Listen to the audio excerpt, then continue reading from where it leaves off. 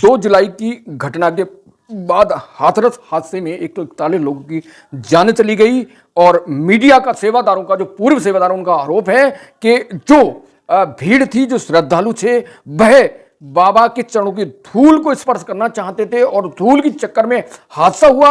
उधर डीएम आशीष कुमार हाथरस की कहना है कि 50-60 लोगों के आने की अनुमति दी बाहर, लेकिन अंदर की व्यवस्था की जिम्मेदारी भोले बाबा सत्संग की कमेटी की थी।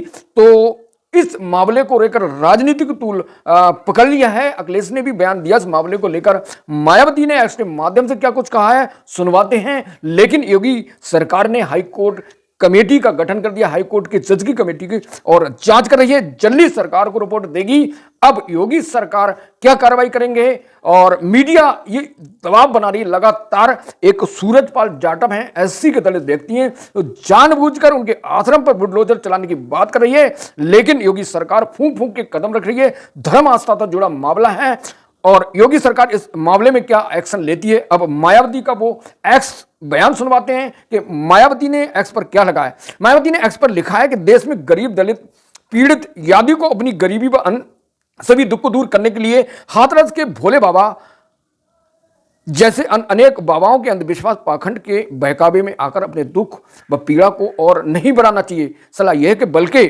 बाबा साहब अम्बेडकर, भीमराव अम्बेडकर के बताए हुए रास्तों पर चलकर उन्हें सत्ता खुद अपने हाथों में लेकर अपनी तकदीर खुद बदलनी होगी। अर्थात उन्हें अपनी पार्टी बीएसपी से जुड़ना होगा, तभी ये लोग हाथरस जैसे कांडों से बच सकते हैं जिसमें 121 लोगों की मृत्यु हुई। यादी चिंताजनक है। हाथरस कांड में भोले बाबा सहित अन्य जो भी दोषी उनके विरुद्ध सख्त कार्रवाई होना चाहिए। ऐसे अन्य और बाबा साहब के विरोध में कार्रवाई होना चाहिए। बाबा के विरोध में इस मामले में सरकार को अपने राजनीतिक स्वार्थ से ढील नहीं पड़ना चाहिए ताकि आगे इस तरह की जान ना जा सके। तो इस तरह मायावती ने, बसपा प्रमुख ने बयान दिया है। और ये जो भोले बाबा हैं ये दलित हैं। सूरजपाल जाटव और नारायण है जी भोले बाबा हैं, जिसको लेकर ये समाज के दबे कुचले कमजोर लोग हैं, जिनको के पास पैसा नहीं है इलाज के लिए, जिनके पास सरकारी सेवाओं, जो सरकारी अस्पताल होते हैं, आर्थिक तंगी के कारण वो इलाज नहीं करा पाते हैं, तो बाबा के पास जाना उनकी मजबूरी है।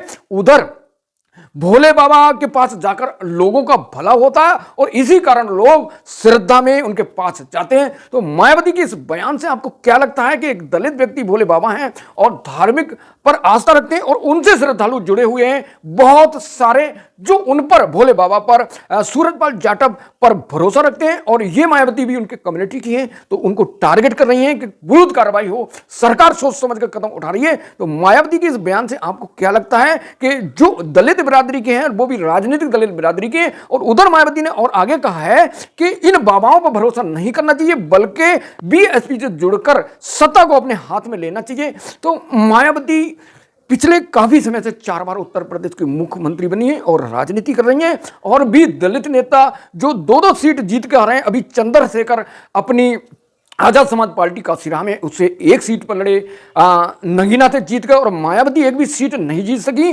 तो आपकी विचारधारा, आप जनता के प्रति जागरूक हैं तो आपको वोट जरूर मिलेगा, लेकिन जब आप जनता के भलाई के लिए काम नहीं करेंगे तो जनता आपको नकार देगी, और जो लोग जनता के हित के काम करेंगे तो जनता उनके साथ जुड़ी रहेगी। तो मायावती के इस भोले बाबा को लेकर दिए गए एक्स पर बयान से आपको क्या लगता है? क्या मायावती को जो उन्होंने राजनीतिक बाढ़ छोड़ा है कि भोले बाबा की जगह उन्हें बीएसपी से जुड़ना चाहिए, तो इसमें कितना दम है? कमेंट करें और मेरे साथ जुड़े हैं TPN 20 न्यूज़। नमस्कार, जय हिंद।